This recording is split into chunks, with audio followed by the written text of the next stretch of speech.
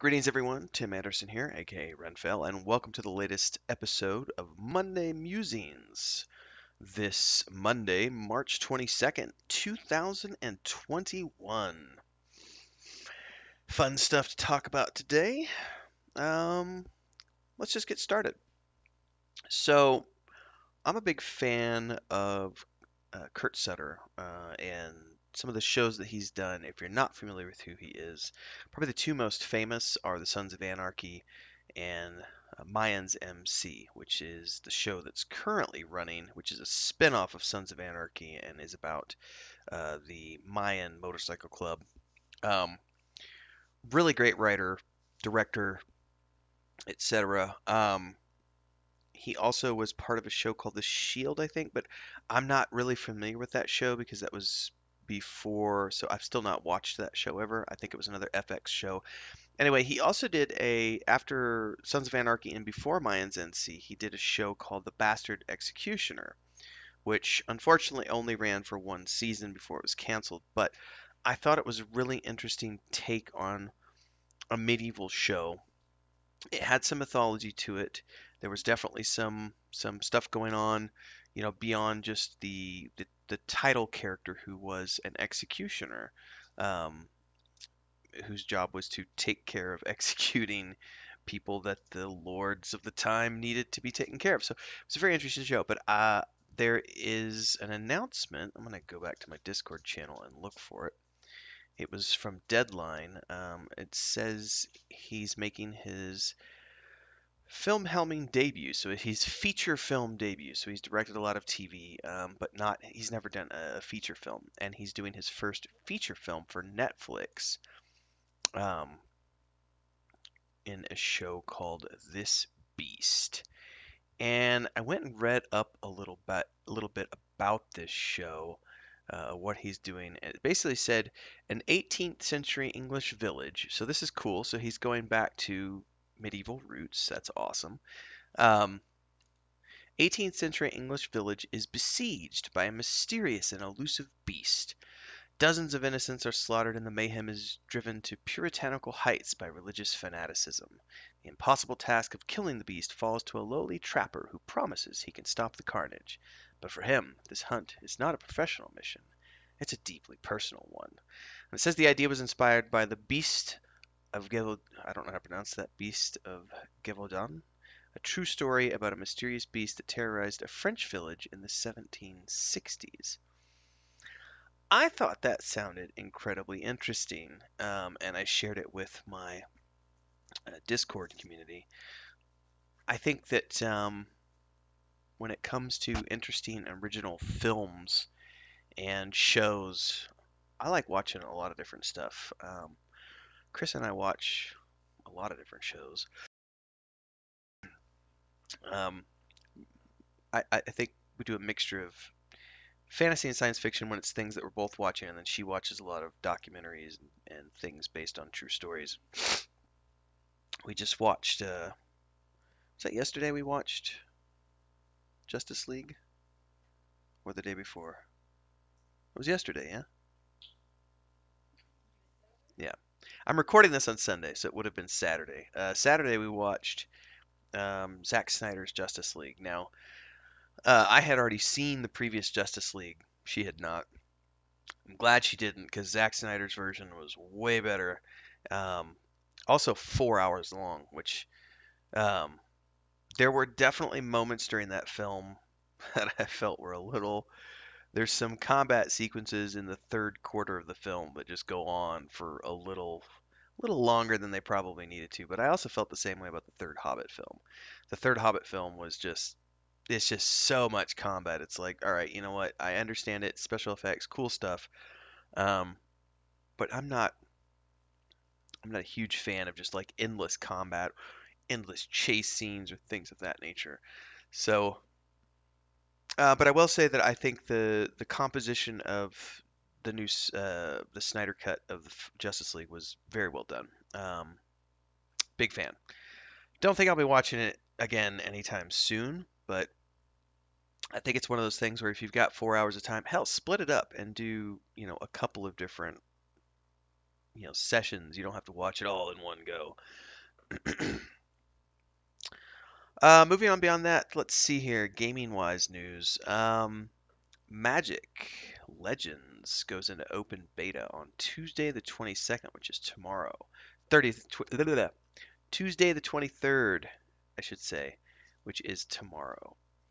Um, I first played Magic probably in 1996 or 1997. When did Magic the Gathering come out? I feel it was around that time. 1993 was when it was introduced. Yeah, I didn't play it until 96. 96 was definitely the first time I played it because I was living on my own, um, and my roommates played it. So that was the first time. It was also the first time I got introduced to D&D was when I was 16. The same roommates who played Magic the Gathering also played Dungeons and Dragons, so I kind of got immersed in all of that right at the same time. And probably for about a year and a half, 2 years, I got pretty into Magic the Gathering. 16, 17 years old. But, after that, I never really had any major interest in it, and I didn't really keep playing. And I know over the years, it's just gone on to greater and greater heights. I probably even streamed a couple episodes here on YouTube. Last year, I tried Magic the Gathering, the version that they have online now, and it's fun. But I'm not a big, you know, when I sit down to play a computer game, I like to play RPGs. That's what I like to play. I'm not a big fan of competitive play because for me, video games are about enjoyment, which is why I've never enjoyed. I just don't enjoy the competitive aspect of like PvP, because when I sit down to play, I want to enjoy it. So I mean, I dabbled a little bit with Magic the card game. This game, Magic Legends, first came across my radar probably whenever they did the first big announcement a couple years back, um, because they were marketing it as an MMO slash RPG. And it looks like they've kind of dropped the MMO aspect of it kind of completely, and now they're just marketing it as sort of an RPG with some deck building elements and things. So I'm very interested to see what it's going to be like. I've been signed up forever and preloaded the client the other day, and I'm hoping to sink my teeth into that on the 23rd. It'll be interesting. I know the 22nd, which is the same day that this episode is coming out. Today, I guess, Monday, they're doing a lot of streaming and live streams to kind of promote the open beta tomorrow. So be watching that as well. But I am looking forward to seeing what they've done with it.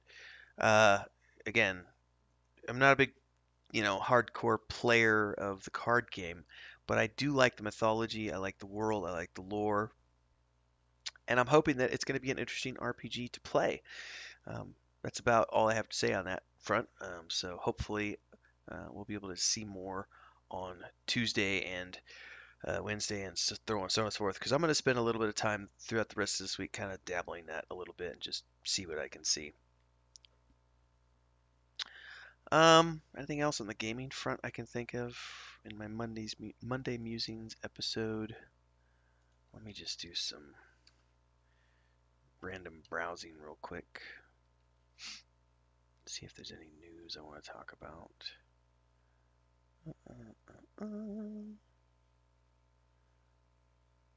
Not really. I still have not jumped on the bandwagon for Valheim, and I won't. Not because I don't think it's a great game. I think it looks like an amazing game. I don't have time. Um, I am currently playing Mondays and Thursday nights. I play Lotro with my brother. I play by myself 1 or 2 times a week on my Lore Master. We're starting up. Yeah, so this is good news. I may have briefly touched on this. I think maybe the last episode I did. I said that I was thinking about doing a new season of the Mondays in MMORPG podcast. That's definitely moving ahead. I thought we were going to record the first episodes tomorrow, the 23rd of March, but it turns out one of the individuals had an emergency with their dog and they got to take their dog to the vet. So we had to push the recording of the first episodes back to the 30th of March. Hopefully, we'll be able to get that done. But the idea is that we've got four individuals. It's myself and three other people for a total of four. Um, and I'm the host. It's my show. This will be the third season. The first season was done sort of as a series of blog posts with video attached. Then the second season was done as videos plus podcasts. This version is going to be done purely as a vodcast series for now, um, throughout the season. I may also do a podcast version, but I don't have a ton of extra time right now, which we'll get into later because that's the theme of what I was going to be talking about in terms of gaming. Um, so starting on March 30th, assuming there's no further delays, we're going to meet up and we're going to record the first two episodes. And the way the schedule looks at the moment is that every other Tuesday we will be meeting up. And the idea is that every time we meet, we will be recording two episodes. And then those will be coming out on a weekly basis on Mondays here on YouTube.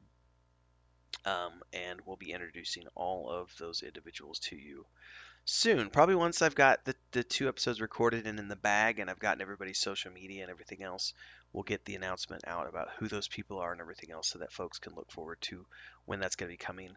And we've already lined out, we met last Tuesday, which was the 16th of March. We met and we lined out the first basically 18 episodes. We just sat there and brainstormed and just kind of figured out the first season. So if we do all of those, we got a good first season. I would say if we can get 15 to 20 episodes out, that's a very good run for a season of a podcast. Um, if everybody enjoys it after we've done that season's worth, we may just keep going, but it's going to depend on everybody's availability and so on and so forth. So we'll take those steps as they come. But for those of you who used to tune in to the Mondays and MMORPGs podcast, it is coming again. So stay tuned for that because we'll have a new version of that coming down the pipeline shortly. So if everything goes as planned, we'll have the first episode out March 5th, Monday, March 5th. So fingers crossed.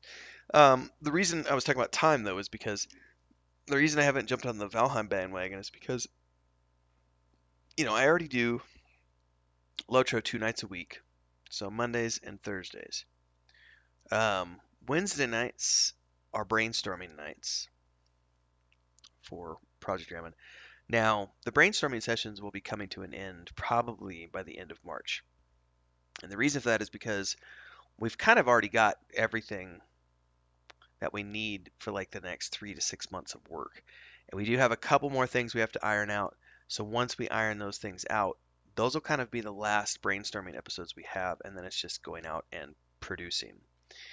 Um, so we'll probably do one, if not two more brainstorming episodes, and then we probably won't have any brainstorming episodes for a while. But meantime, what I was saying is that I play Lotro a couple nights a week. I play my Lore Master, 1 or 2 times a week. I do play PlayStation 3 or 4 times a week, but that's kind of like I don't feel the need to stream everything I play. I'm not a streamer. The purpose of this YouTube channel is not I'm not a streamer. You'll notice that the vast majority of content that comes out on this channel is pre-produced content. This is not a gaming channel per se. We've got the Monday Musings, we've got the read-throughs, we've got Project Drama stuff, we've got the Lotro Cooking in Real Life series, we've got the Mondays and MMORPG podcast, vodcast coming back around again. There's lots of different things that I do here on YouTube, but I am not a streamer. Nor do I have a set schedule where I sit down and stream every day at this time. The exception to that are the Mondays and Thursday nights, where we're pretty regular about those, although we have missed a couple episodes here and there for life. So the thing is like I don't want to stream all my games. Sometimes I like to just play a game to play it. And the one thing when you're streaming is that you have to constantly be talking and engaging your audience and everything else. Because even if you'd only have a few people tuning in, for the people who are coming in and watching it later on, they want to have something to interact with. They don't just want to, they don't just want to watch a screen of silence while someone plays a game. And I don't feel compelled to do that all the time. I mean, sometimes I just want to sit there and just immerse myself in that world for, 3 or 4 hours and not have to think about, you know, answering people's questions or thanking people for tuning in or thanking people for their comments and so on and so forth. Sometimes I just want to play the damn games. So as a side note, like I still have not beat Assassin's Creed Valhalla. I was literally playing it for about an hour before I jumped on here. And I'm like 85 hours into that game, and I still haven't beat it. And I've been playing it since launch. I play it infrequently, once or twice a week. Um, but I'm looking forward. I feel like I'm getting towards the end, so I'm looking forward to finally beating that. Um, I did stream a little bit of that when I first played it, but then I got tired of streaming my PS4 stuff, and I was just like, you know what? The PS4 is for me. I'll stream stuff that I do here on the PC because I'm already at the desk. I'm sitting here in the chair, cameras here, all this stuff set up. It makes sense to do it from time to time, which I don't mind doing it for Lotro because I like playing Lotro and I like taking people along that journey with me. But that's not something I want to do every single day. I suppose I could change my mind if I was making boatloads of money as a streamer. Of course, I would probably do it, but that's not my primary lot in life. I don't have any desire to stream full time. So, in any case, Valheim, no, because I don't have enough time. I already play, a couple nights a week Lotro and my PS4 stuff. It's highly unlikely that I'm going to pick up that game as cool as it looks, and maybe sometime down the road I might pick it up for R&D. But right now, I'm playing Ratchet and Clank because that was free this month on PS4. I'm playing Assassin's Creed Valhalla, trying to finish up that. I am waiting for the the new patch, the final patch. I say final, but it's the patch that's coming in the second half of March for Cyberpunk 2077. So I played it through on the PS4, bugs and all. I played it all the way through and had fun, but it was bad in terms of bugs. So many blue screens, and I put up with it because I was like, it's fun. But I would like to go back and play it again with a different backstory. My first backstory was the nomad, so I want to do it as like the street. I don't remember what they call it, like the street person, the street kid. Really don't remember what it's called, but it's like you grew up on the streets, that kind of stuff. That's going to be the second playthrough, and I'm looking forward to that. But I am waiting until they actually patch that so that I don't have to deal with all the bugs that the first one had. Um, and I'm trying to wrap up Assassin's Creed Valhalla before I do that. And then of course there's the Mass Effect Legendary Edition coming down the pipeline. Man, I'm really torn um, because we'll see. We'll wait and see on that one. But I have a feeling I'll end up buying it and just immersing myself in that as a game for me. You know, maybe stream a little bit from time to time or do some videos or something. But I have a feeling I'm going to be playing Mass Effect for myself. That's just a game for my enjoyment. What was that? Oh, it looks like I was just reinstalling. So this is a side note. I don't play ESO very often. I play ESO once a year for like 2 or 3 months at a time, and I was just reinstalling. My PlayStation just pinged me that it just finished the download. So in between other stuff, I'm gonna dabble in that a little bit and see. Um, I was just looking for something that's like a fun, immersive um, medieval game to play. I'm not a full time ESO player. I know a lot of people love that game on the PC and play it as an MMORPG. I do not. I never have. I have no desire to play it as an MMORPG. I like that game as a single player.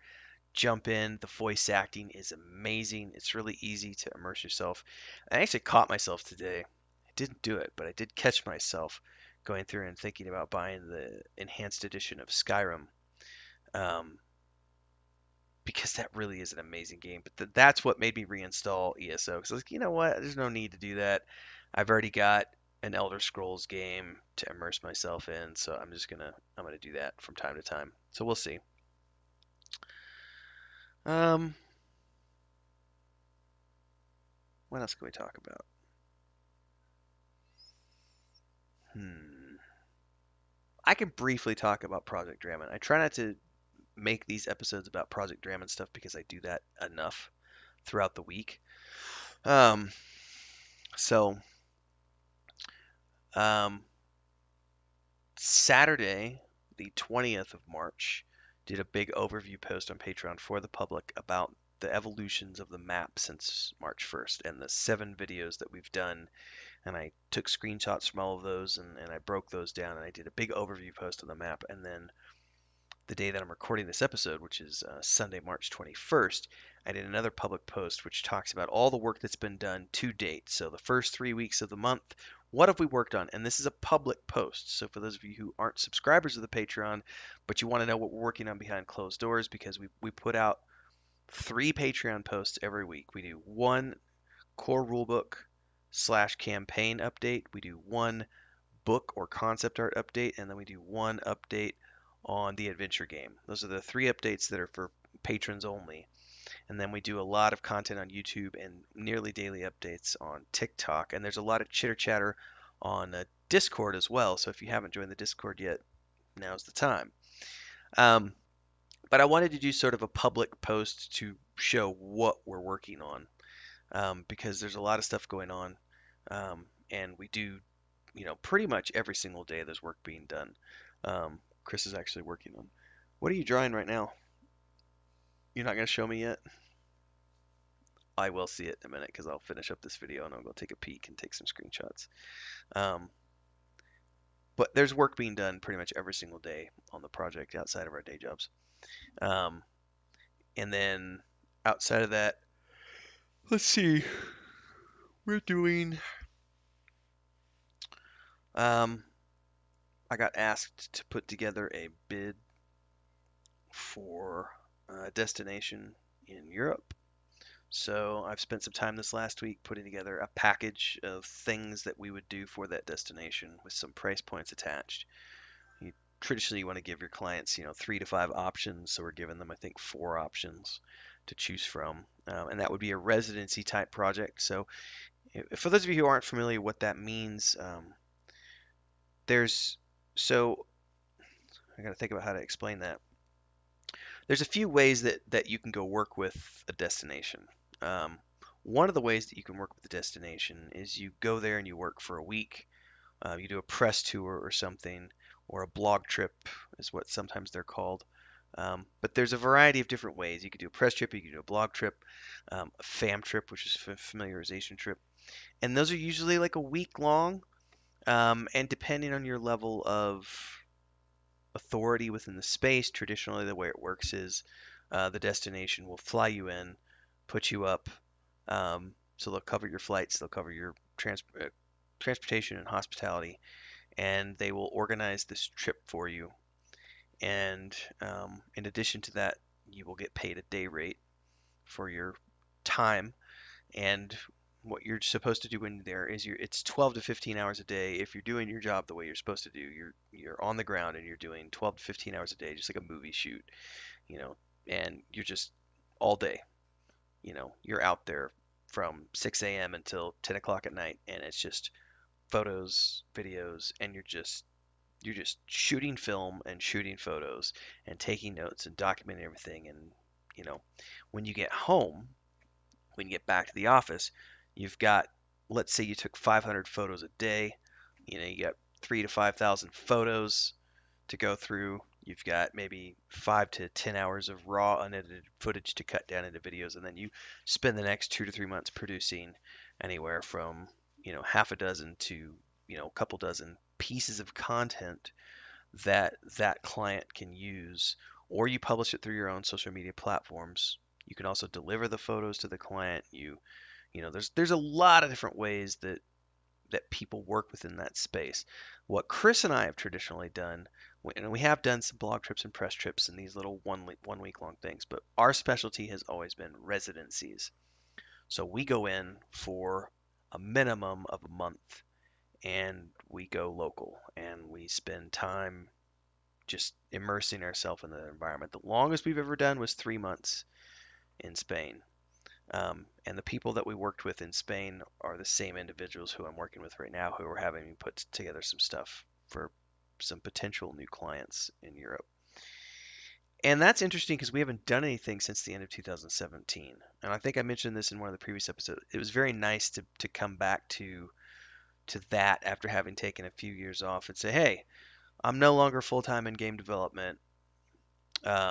What's going on in this space? And immediately, hey, there's these speaking gigs. Do you want to maybe speak at these gigs? And it's like, well, hell yeah, we'll come do presentations because it's great. It's always great to do presentations at conferences. And then at the same time, it was like, you want to do residencies again? And it's like, absolutely, we want to do residency gigs again.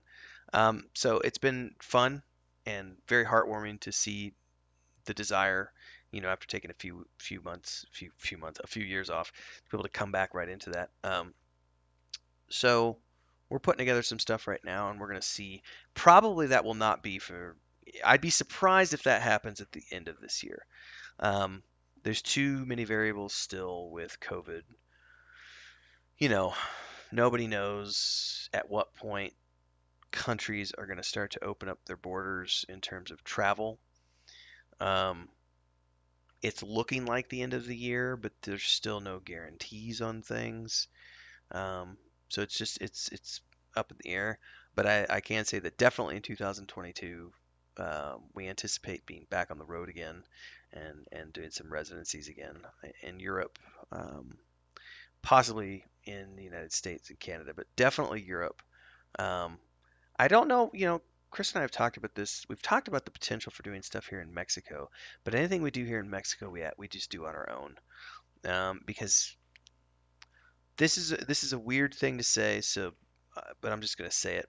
Europe is very, very good about understanding how to work with content creators, and so the contracts are always fair. They pay good.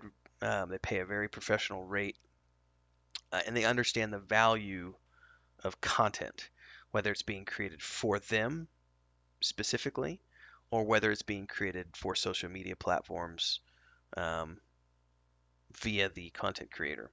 But there's a European the European countries as a whole really do understand the value of that and how to work with content creators and getting people paid and so on and so forth.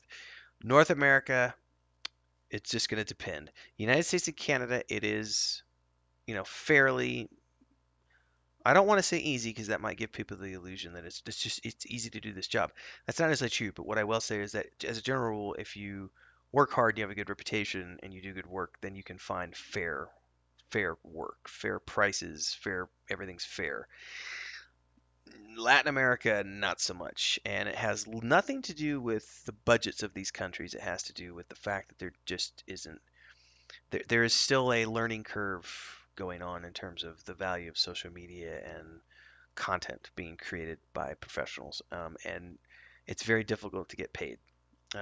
People don't want to pay you down here. They don't see the value in it, and they don't want to pay you anything remotely resembling a professional wage for it. Um, Doing trades is great when and if it makes sense. I've done a lot of trades over the years, and there are times when it makes sense to do a trade because you're really trying to make a name for yourself, or it's a client that you really want to work with because they have a really cool place that you want to go see that's on your bucket list. There are times where you can do that kind of work, but for the most part, I've been doing this a long time. I'm a professional. I want to get paid. So I will go where the work is, and I will go where I can get paid, and that tends to be the European continent and, say, the United States and Canada. Um, I've been here more than 10 years now, and I've probably only worked on, I really got to sit here and think now, maybe three paying projects in Mexico in 10 years. Um, and I've probably talked to Wow, that's a good question. I've probably talked to hundreds, if not close to 1,000 companies over the time that I've lived here. Um, just in the course of, meeting people at events and talking and all this other stuff, and nothing has ever panned out at any of those because no one wants to pay. So it's like, yeah, I gave up probably 5 years ago and just said I'm literally only going to stick to European clients or North American slash, because technically Mexico is part of North America. Um, I'll stick to U.S. and Canadian contacts or European contracts because those people pay, and I like getting paid. You can't feed yourself on exposure. It doesn't pay the bills. It doesn't buy you groceries. Yeah, don't work for exposure, kids. Unless it makes sense. I mean, like I said, there are times when it makes sense. I have done exposure work, and it sometimes makes it's the right thing to do at certain points of time. Anyway, I digress. Putting together some bids for some work in Europe, either later this year, or early next year. Um, Project Drammond work, day job. Yeah, full time ahead on. I've mentioned this before in the past. I work for Hidden Compass as the marketing manager. It's a travel magazine, and I just do every single day. I got work to do there, and we're doing lots of cool stuff. So if you like travel, exploration, science, um, stuff like that, then you should definitely check it out. Hiddencompass.net. It's a very interesting publication. The people who own it are very cool people. I've known one of the co-owners now for like 5 years, I think, and I've worked with her on other projects in the past. Um, Chris and I went to Paris with them at the end of 2019 and did photography and videography for their workshop. Um, so it's a fun project. And if you like that kind of content, you should read it. The magazine is quarterly. It's a digital publication, so it comes out every few months. But the social media, we're doing a lot of fun stuff with social media. And as of April, we're really ramping up. We got a new issue coming out in April, and there's just a whole bunch of new stuff coming in the pipeline. Um, as a result of just we're ramping up throughout the month of March, and starting in April, a lot of that stuff kicks into gear. So I may start to talk more about what I'm doing there here on my Monday Musings channel, um, because there is some cool stuff going on over there, and I do have a deep passion for travel. And then as Chris and I get out there, once we get back on the road, we'll probably start doing more stuff with our old brand, Marginal Boundaries, and then in Spanish, we do stuff through her Viajes con Cristina channels. But we're still not producing anything at the moment. I still keep saying, I've been saying this for like a month now, I have all this footage from Ireland that I really need to go cut down. I've got, I don't know, dozens of hours of raw footage from the 2 week road trip that we took, and I've never done anything with it. Um, I've also got all this raw video footage from the press tour we did at the end, which I don't think I've ever produced like an overall. I think we did some snippet videos, like some 2 minute long videos from like each day of that, but we never did like a whole. This is the whole thing we did. We did do the whole trip. So excuse me, I may put together some more stuff for that. Low True Cooking in Real Life series. I did mushroom soup last week. Next week, not this week, but next week, it'll be hobbit mushrooms with toast. And then I believe I'm going to do a chicken mushroom pie later on. That'll be in April. Yeah, that'll be like not the 7th. It'll be the 14th of April. I think I'm going to do a mushroom pie episode. Um, it's kind of like a chicken pot pie, but it's a bigger pie, but it's a meat pie, and it's damn tasty. So we'll be doing that at some point. Um, yeah, I got nothing else. I could talk about other stuff, but I don't want to ramble on forever. Um, I would say that thanks to everybody for following along. I also want to give a shout out. I said this in the most recent Patreon post for the public when we talked about the update for Project Gamma, but thanks so much to the subscribers on Patreon. Um, like I said, Joey and I are putting that money to good use. We've already purchased the first asset pack that he's going to be using from the Unreal store for the adventure game, and I think I know of three. three asset packs that we're already looking at purchasing, which are for these medieval city and docks and things. Um, but it's some art assets that we're going to be looking at. We are loving Unreal.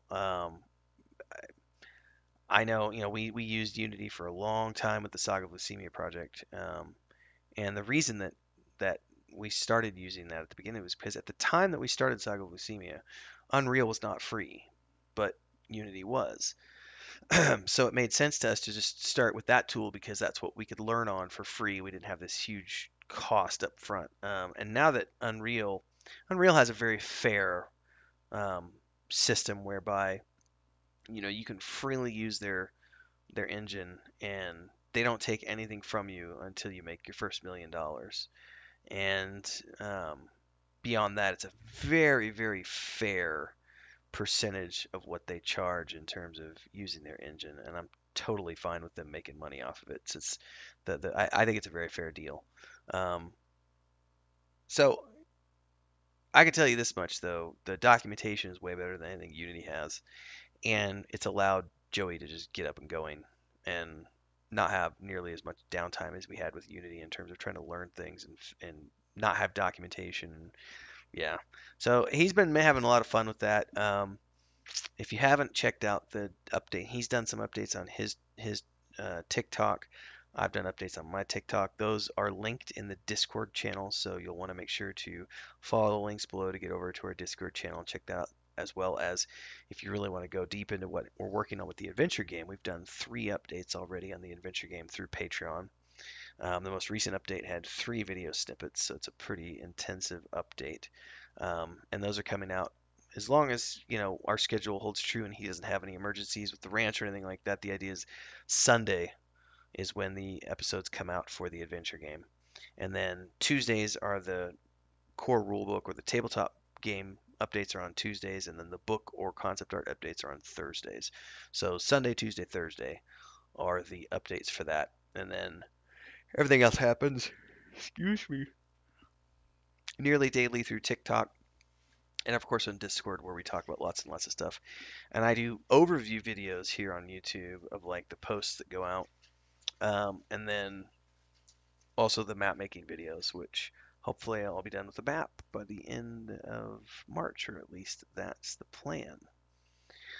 Um, yeah, I'd say that's a wrap on this episode of Monday Musings. Stay tuned, stick around. Of course, we've got tonight Lotro, unless my brother can't because of ranch duties. But otherwise, we should be playing Lotro tonight, and then tomorrow the next post and video for Patreon, followed by another brainstorming session on Wednesday, followed by another Patreon post and video on Thursday, and then more Lotro on Thursday night.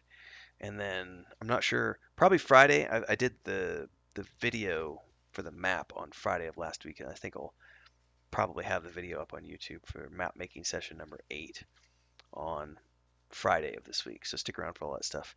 In the meantime, looks like Chris is drawing something, so I gotta go take pictures and photos. Pictures and photos? No, pictures and video. I think it's time for a nap. I'm feeling that urge. So, thanks everybody. Thanks for tuning in. Don't forget to subscribe, hit the bell icon to get more updates to this channel for when I go live with new content. And please, if you love what we're doing with Project Drummond, links are below. Pick up pick up a subscription if you want to support what we're doing over there. And don't forget to check out TikTok and join us on Discord because we've got updates to happen daily there. Lots of chitter chatter about lots of different things. So we'll see you somewhere. Thanks, everybody. Till next time.